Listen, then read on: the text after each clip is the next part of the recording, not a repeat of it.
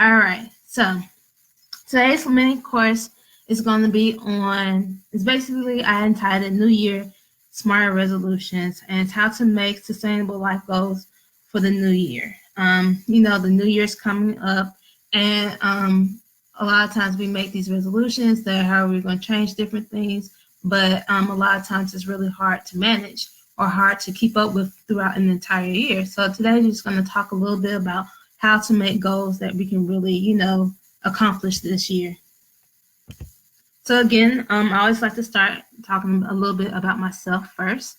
My name is Alani Atkins. I have a bachelor's and master's in food nutrition sciences from North Carolina A&T State University.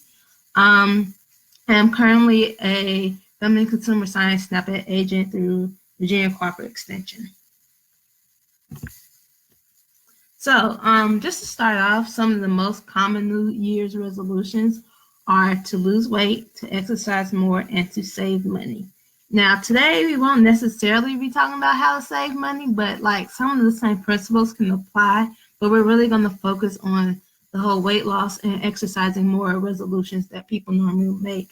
A study was done, it's kind of interesting and they basically found that 68% of people usually quit their resolutions after the first month so basically by February, 68% of people have already stopped or quit their goals. And so part of the reason why is that, their goals were a little bit too lofty, too hard, or they didn't really have them specific enough so that they could actually maintain it. So there might be a goal like to lose weight, which is a really good goal, but it's like, okay, well, it's not really specific. Like, how much weight do you want to lose? And like, once you lose it, is that it, or do you want to lose it and maintain that weight loss? Those are the things we're gonna go through today. I'm really excited about that. So, I kind of broke this thing down into 3 steps, really, just on how to make smarter resolutions. The one that we're gonna focus the most time on is just on planning.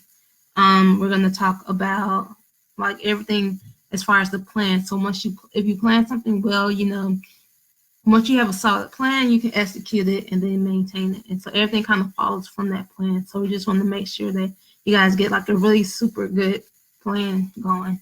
And then we'll talk a little about execution and then maintenance after that. So just to start off talking about the plan, you want to create a SMART goal. And I hope you guys got like pencil, paper, or something and watch the replay because there's a lot of like notes in here, but we're going to go through it. So SMART is actually an acronym, which means specific, measurable, achievable, relevant, and time-based. When it comes to the goals we're going to talk about, relevant doesn't necessarily play into part. So really what we're going to look at, make sure our goals are specific, that they're measurable, that they're actually achievable, and that we have some type of time frame on it. You have to have a deadline for your goals for it to be something that you will actually, do. So for the first example of losing weight, the weight loss resolution, that's a good goal, but it's not really specific. It doesn't say how much weight do you want to lose. It doesn't say what time frame do you want to lose it by. And because you don't have those two things to measure, you can't really say whether or not it's achievable. So instead of saying you want to lose weight, you'll say something like, oh, I want to lose 20 pounds in 5 months and then maintain that weight loss for the remaining 7 months of the year. So now it's very specific. It has quite a few numbers that you can measure. You can measure the 20 pounds, and you can measure that you do that within the 5-month time period, and then you can also measure that you maintain that 20-pound weight loss over the rest of that year. And that's something that's very achievable as well. So we'll talk about how you can possibly do that and how that is a goal that you can achieve. And because we have those different month periods where those are like our time, so that's our time goal. So that's what time we want to be able to do this by. But we'll break this down a little bit further so it's even easier. So when it comes to your planning, it doesn't matter what kind of goal it is. You want to focus on the how. So anytime you have a goal, you want to make sure you have a how that backs it up. So like the question is how. So once you have a plan, you want to do is answer the how. So your goal is to lose 20 pounds in 5 months and maintain weight loss for the remaining 7 months of the year. Well, how are you going to do that? So and the question was how are you going to lose 20 pounds? How do you lose weight, period? Basically, how do you lose weight? You create a caloric deficit. And basically, a caloric deficit is basically a shortage in the amount of calories consumed relative to the amount of calories required for maintenance of your current body weight. So we all weigh something, like we all have a weight. And for us to maintain our current weight, that means the amount of calories that we burn equals to the amount of calories that we consume. So then there's no weight loss. You're literally right, everything zero out, and so then you're right at your the current body weight. You don't go up, you don't go out. So then the question is, if you want to lose weight, how do you decrease it? Well, you decrease your you create a caloric deficit by decreasing the amount of calories you consume, or you can also increase the amount of calories you burn. So at the bottom of the slide, it kind of looks like, it kind of shows you like the math, but we'll go through it. So basically I broke it down because then the next question is how much of a caloric deficit do you need to have in order to lose a pound? And I basically based it off of a week because you want to be specific. So 1 pound of fat equals 3,500 calories. And so if you add 3,500 calories to your diet, you will gain a pound of fat. If you take away 3,500 calories, you will lose a pound of fat. And so basically, if you take those 3,500 calories and divide it amongst 7 days, because there's 7 days in a week, that means you need to, that means it's 500 calories a day. So if you eat an extra 500 calories a day, you will gain weight. Over the course of the week, you'll gain 1 pound. But if you lose 500 calories a day for 7 days, you'll lose a pound. And basically, to look at it, to see that back to that goal of, is it attainable? Well, if you did 1 pound a week for 20 weeks, that would mean you'll have your 20 pounds in 5 months. And realistically, that is not like hard to do. That's not like a stretch. That's something that you can easily manage. And we'll talk about how to really break that down further. A lot of times people, like a good range for weight loss, just in general, is between 1 and 5 pounds. It's going also, we have to keep in mind, it depends on that's per week. So 1 to 5 pounds a week, but it's going to depend on how heavy you are. So the heavier you are, the more you can lose within a shorter period of time. The closer you are to the proportionate weight to your height, the longer it's going to take, or the more you have to do, the more strenuous it will be to lose that weight. But generally, if you lose the 500 calories a day for a week, that'll be 1 pound. But you can easily bump this up to a lot higher, just depending on where you are with your nutrition, depending on where you are at your current size, and depending on the exercise you're doing. But one thing we want to keep in mind, while it is possible to lose more than that in a week, we want to create something that's going to be something that we can maintain. So we don't want to create such a deficit where we're exercising for 4 hours a day for 7 days a week, and we're only eating 1,300 calories every day. That's something you might be able to sustain for a little while, but it wouldn't be something you'll be able to sustain for a long period of time. That's not how you will want to live the rest of your life. You might be able to do that until you get to your goal weight. But even after that point, you will go back to the way you were eating, or you will at least eat more. And when you start to eat more, you're going to gain weight back. So what we want to really focus on is making changes that we can sustain. And to do that, you just make small changes over a course of a period of time, and you keep adding to those small changes as opposed to going through something really drastic. So then, again, the next part of it, we're still asking how. So our last question was create the caloric deficit of 500 calories. So our next question, well, how do you do that? So you can consume, and there's a couple of ways you can do that. You can consume 500 fewer calories per day. Then the question is, well, then how exactly do you do that? How do I consume those 500 calories less? Basically, what you could do is you can eliminate or replace. You can eliminate foods that are high in calories and low in nutrients, or you can replace them with, you can replace those same foods with something that's lower calories but still has high nutrients. And we'll give some examples a little later of that. Another way you could lose the 500 calories, or you can, have that caloric deficit, is by burning an additional 500 calories through physical activity. So how do you, do that? How do you increase your physical activity? How you can incorporate more physical activity throughout your day. So you can do that by taking more steps, or take the steps as opposed to the elevator. You can park further away from the main entrance. You can, clean up your house. There's small things that you can do that will eventually add up to that 500.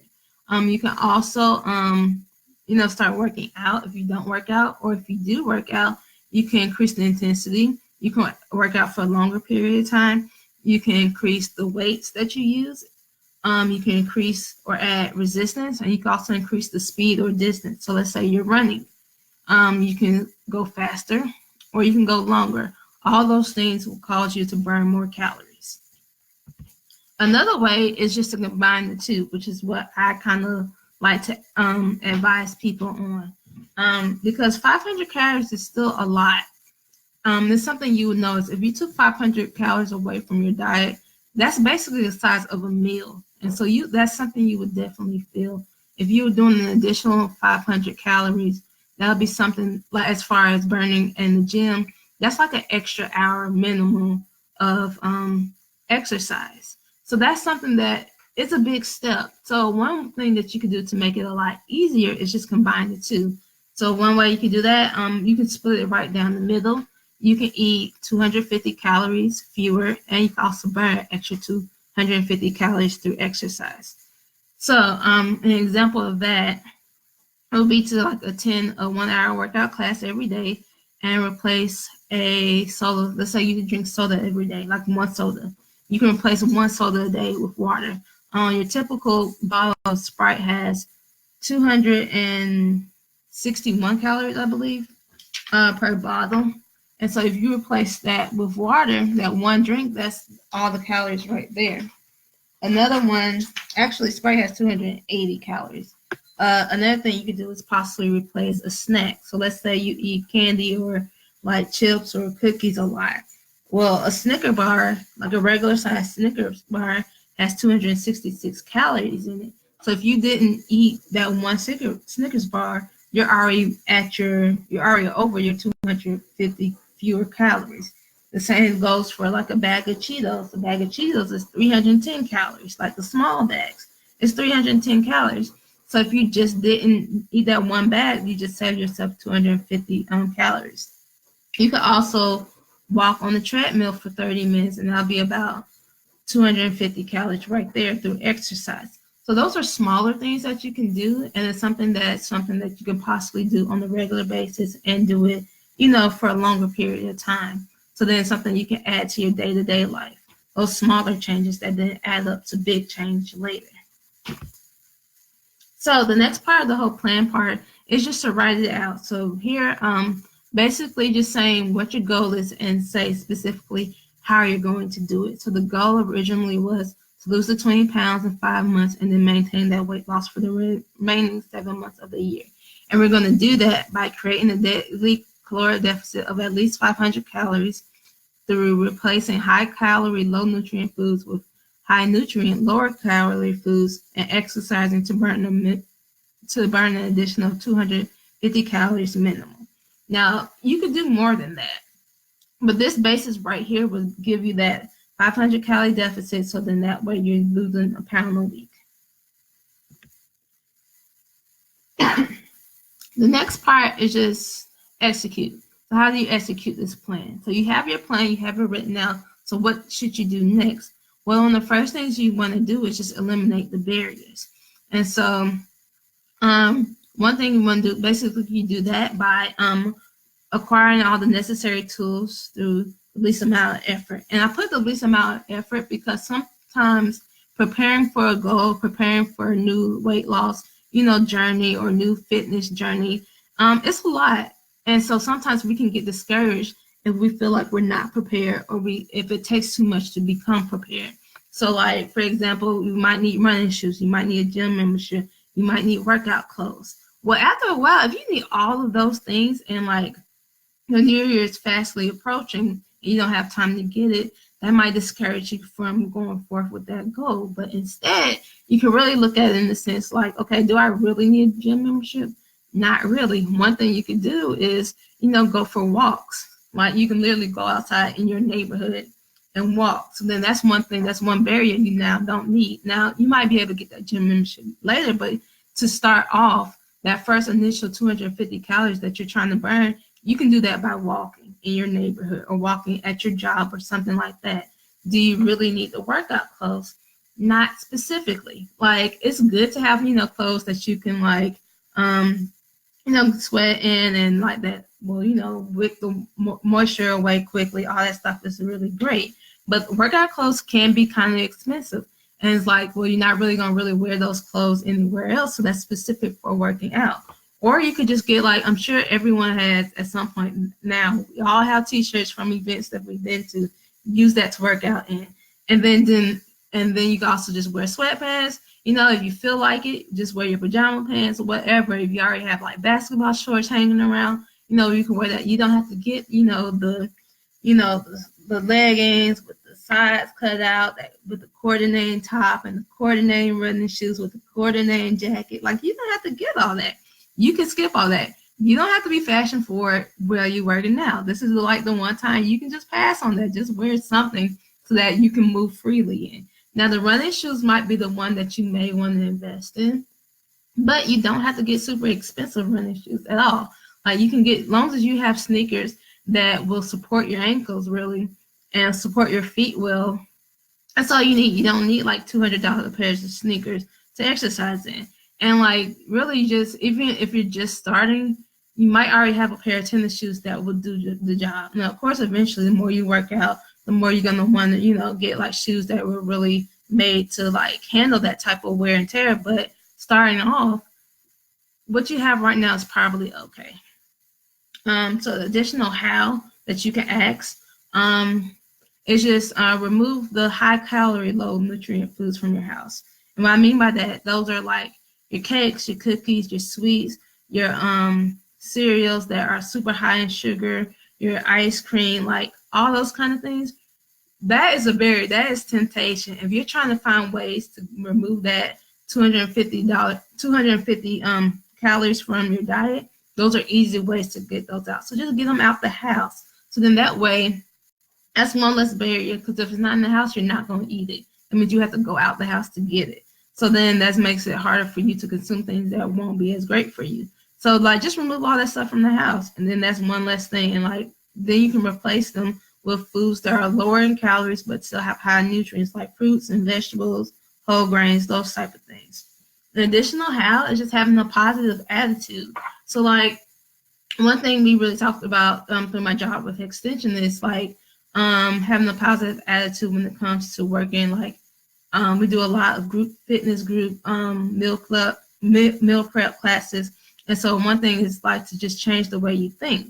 So like, for example, you might have the thought of, oh, I don't like to exercise. So if you have that thought in your mind, even if you want to lose weight, it's going to be really difficult because you're going to be like upset or complaining about every single thing that you do. But instead, if you put a positive twist on it, then it might be a lot more easier. So the positive twist on I don't like exercise is really saying that, hey, I have not found the exercise that I enjoy yet.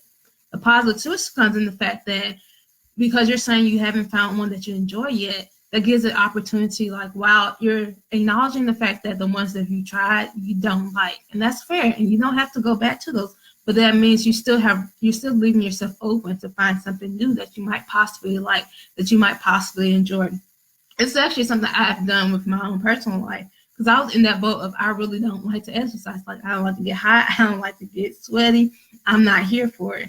And then I just did that little trick where it's like, okay, you know what? Maybe you just haven't found something you like yet.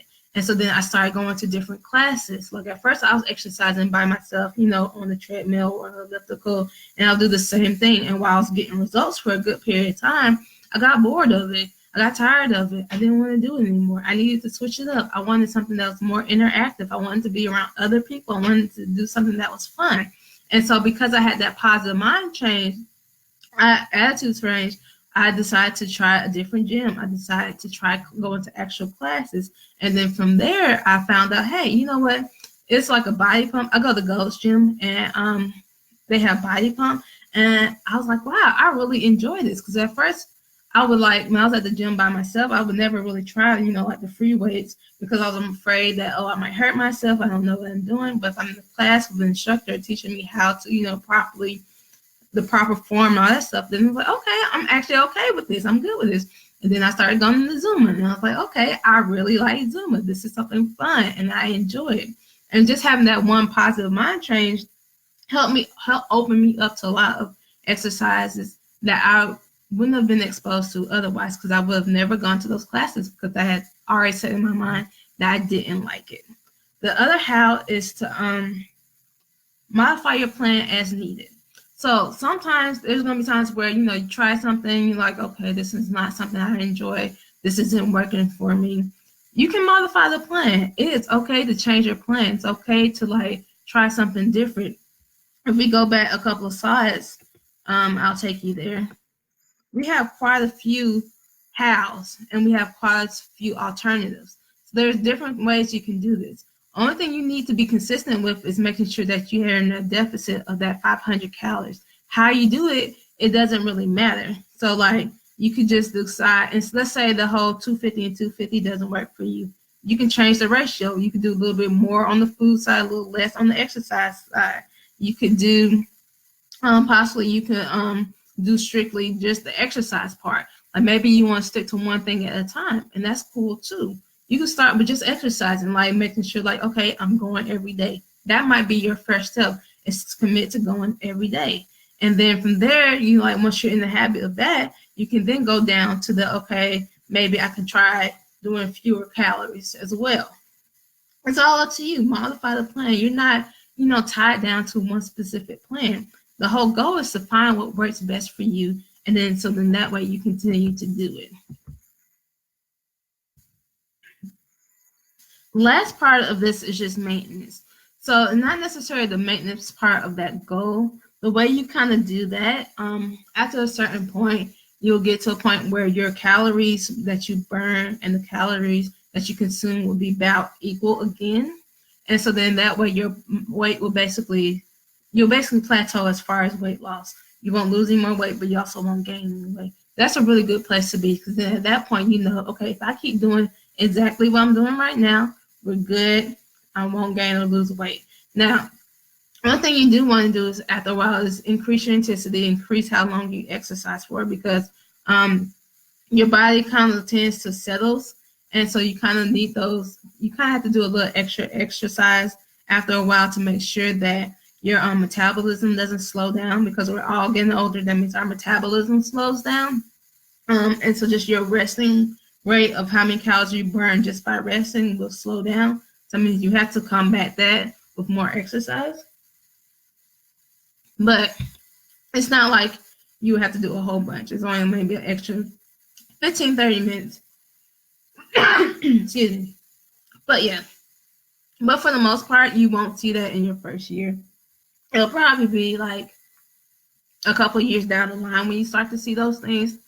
And this is more so geared towards someone who's first starting their weight loss journey, or starting to want to eat healthier. So this maintenance is more so about how do you maintain progress towards this goal, to make sure you end the year and actually have achieved the goal. So one thing you can do is have your goals and your plan visible. Have it written somewhere where you can see it.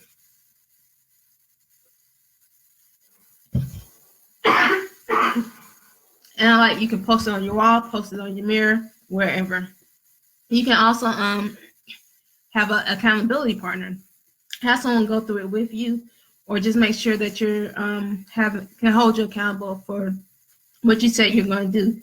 So you say, okay, I'm going to go to the gym 5 times this week. Have someone call you at the end of the week and make sure that you win. Or you can have someone call you midweek to make sure that you've been going and that you continue going, something like that. You want to celebrate your small wins. So if it's your first week, the first week of January, and you just finished the first week, celebrate that. You've literally kept your goal. You committed to this plan, and you've done it for 7 whole days, and that's a lot. That's a small win, and that's something you should celebrate, and you should reward yourself.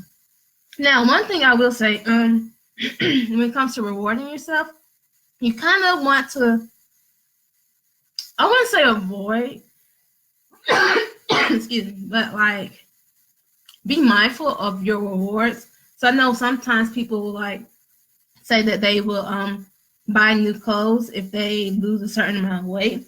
But the thing is, it's like once you start losing weight, the clothes aren't going to fit you well. And your clothes don't fit you well, you start feeling, self-conscious, or you might feel bad because you don't look your best.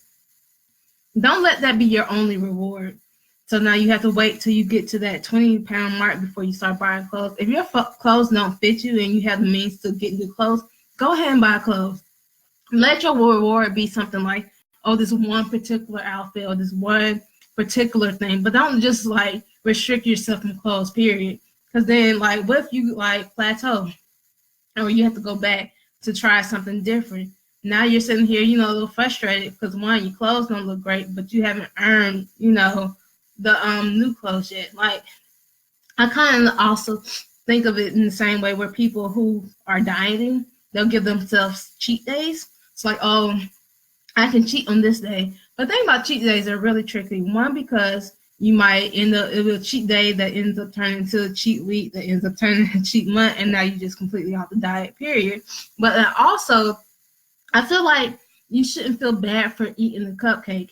You shouldn't feel bad for eating a popsicle or a piece of candy or whatever it may be. Like, I feel like you should be, like, you get to the point where you know your calories, you know how much roughly things, how many calories certain foods are, where you can work it into your diet. So for that week, if you know, hey, it's my birthday, I want a slice of cake. Well, I'm going to make sure that week or even maybe the week before that I start, doing things where I might start exercising a little bit more. I might cut back a little bit more. So then that way, by the time my birthday comes, I can enjoy my cake.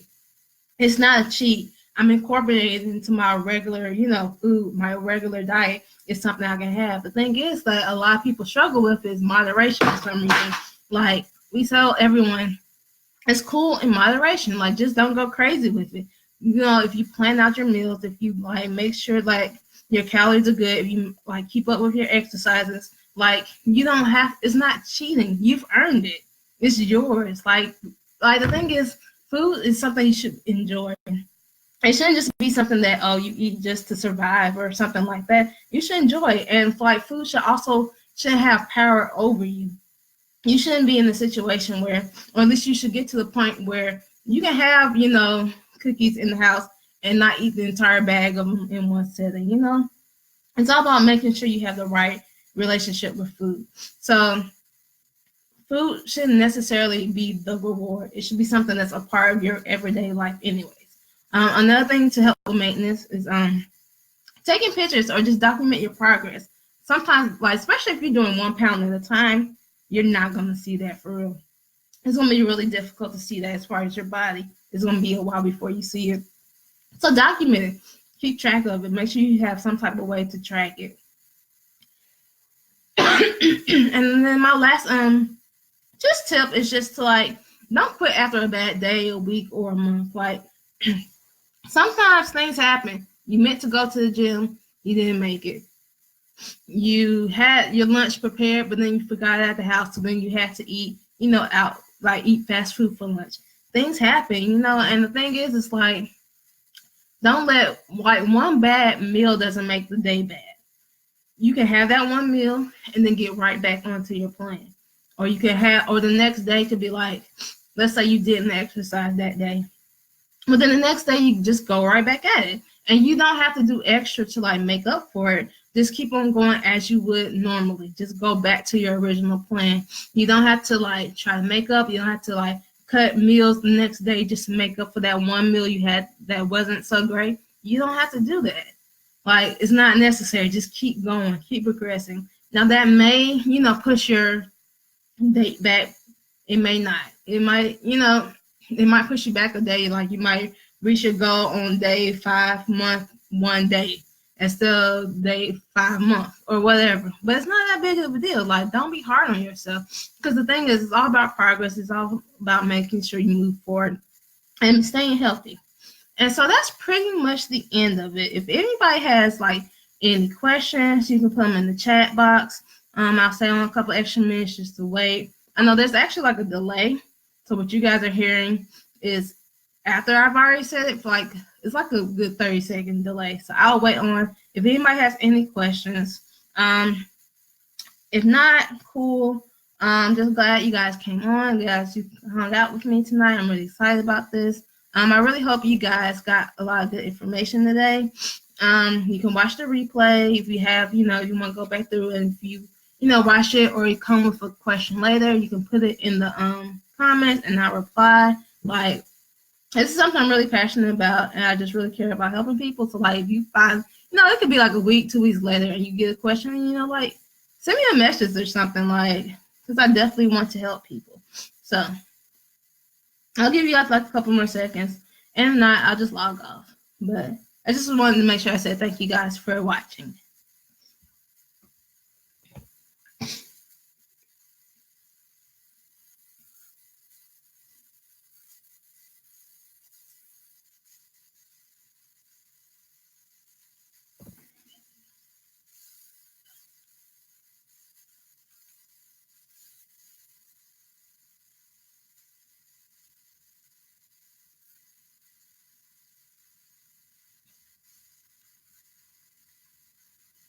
Okay, so it doesn't look like you guys have any questions, which is cool.